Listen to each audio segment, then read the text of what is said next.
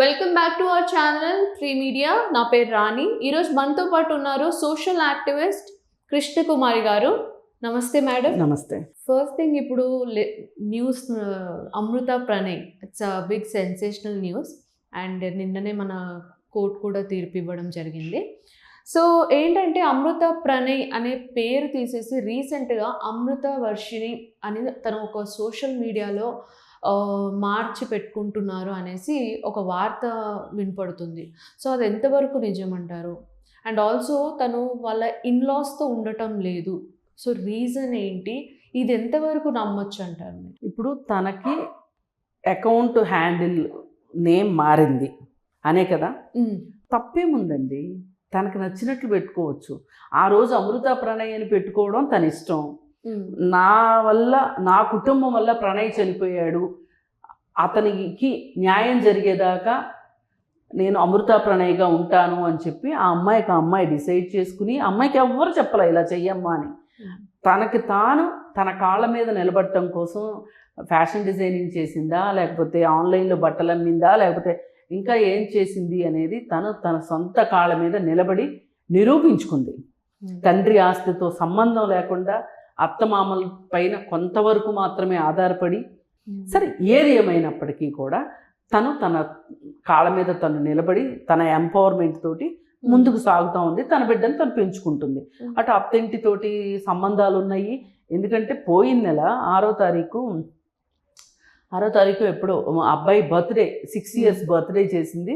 బర్త్డేకి అత్తింటి ఫ్యామిలీ మొత్తం వచ్చారు. తల్లి ఎలాగో తన దగ్గరే ఉంటుంది. ఇప్పుడు ఎంతమంది అలా ఉండట్లేదు? భర్తలో ఉన్న వాళ్ళు కూడా అలాగే వేరుగా ఉంటున్నారు, వాళ్ళు వీళ్ళు కలుస్తున్నారు.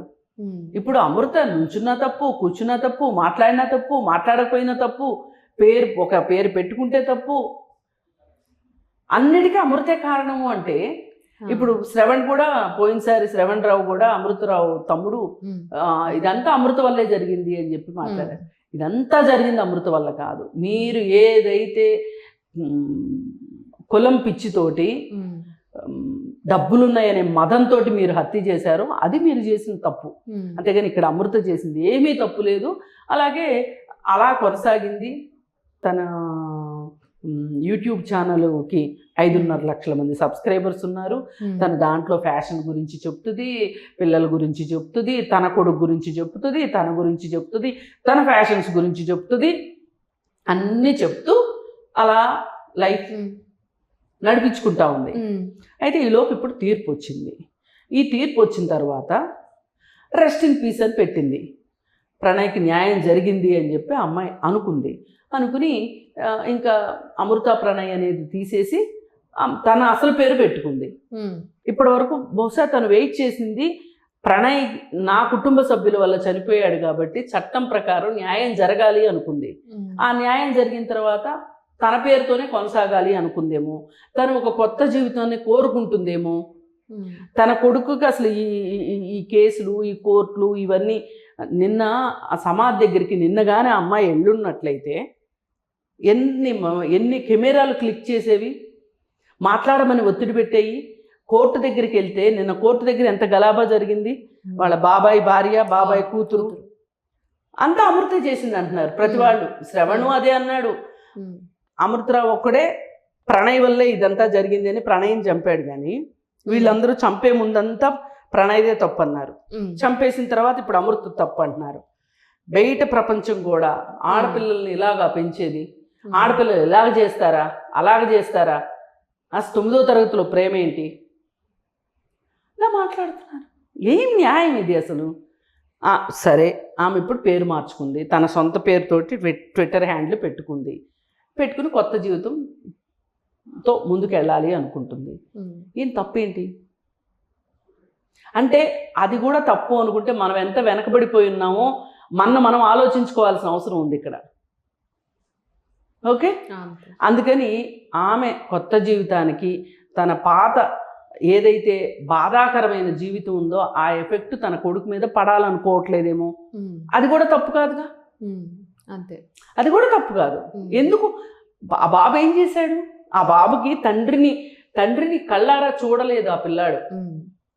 వాడు పుట్టక ముందే వాళ్ళ నాన్న చనిపోయాడు. వాడిది ఎంత దురదృష్టం. అందుకని ఇదంతా చేసింది మారుతిరావు కుటుంబం. అవును.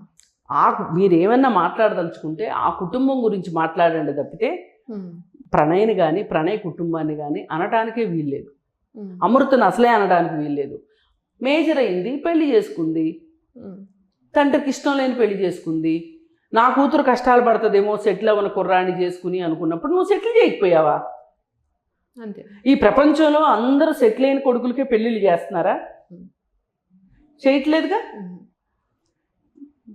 మరి అలాంటప్పుడు అతను సెటిల్ అవ్వకపోతే నీ కూతురికి ఇబ్బంది ఉంది అంటే నీ కూతురికి నువ్వు సెటిల్ చేయాల్సింది.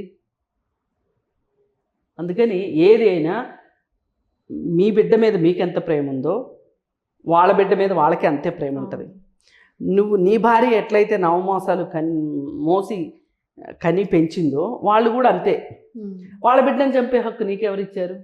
అందుకని ఈరోజు అమృతరావు దేవుడని కానీ అమృత దెయ్యమని కానీ ప్రణయ్ వల్ల ఇదంతా జరిగిందని కానీ అనుకుంటే మనకి ఇష్టమైంది మాత్రమే చూడడానికి సిద్ధపడుతున్నామని అర్థం. అంతే.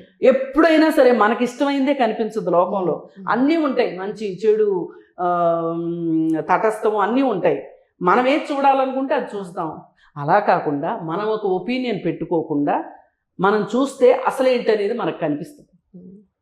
ఇప్పుడు ఈ మాట్లాడే వాళ్ళ కూతురికే భర్త చనిపోయాడు అనుకోండి, ఇంకో పెళ్లి చేయరా? చేస్తారా? చేయరా? అంటే రెండో పెళ్లి చేసుకోవడము, భార్య చనిపోతే పెళ్లి చేసుకోవడం మగవాళ్ళకేనా హక్కు? ఆడవాళ్ళకి లేదా? ఏదో ఒకటి చెప్పేసేయాలి ఆ అమ్మాయికి. ఆ అమ్మాయి ఎంత ఇన్స్పైరింగ్ గా ఉన్నా కానీ సొసైటీ అది యాక్సెప్ట్ చేయలేకపోతుంది. అందుకని ఏంటంటే ఏది ఏమైనా కానీ మనం ఇచ్చుకునే భాష్యాలు ఇవ్వటం కాకుండా చట్టం ఏం చెప్తుంది? 18 ఏళ్ళ తర్వాత పెళ్లి చేసుకోవచ్చు అని చెప్పింది. ఏ కులం వాడినైనా, ఏ మతం వాడినైనా, ఏ ప్రాంతం వాడినైనా పెళ్లి చేసుకోవచ్చు అని చెప్పింది. అమ్మాయి పెళ్లి చేసుకుంది. ఆ అమ్మాయి చట్టం ప్రకారం ఉంది, మీరు చట్టం ప్రకారం లేరు. చట్టం ప్రకారం ఉన్న వాళ్ళని వదిలేసి చట్టానికి విరుద్ధంగా వెళ్ళే వాళ్ళని సపోర్ట్ చేస్తారంటే మరి మీ తెలివితేటల్ని హ్యాట్స్ ఆఫ్ చెప్పకుండా ఉండలేకపోతున్నాను.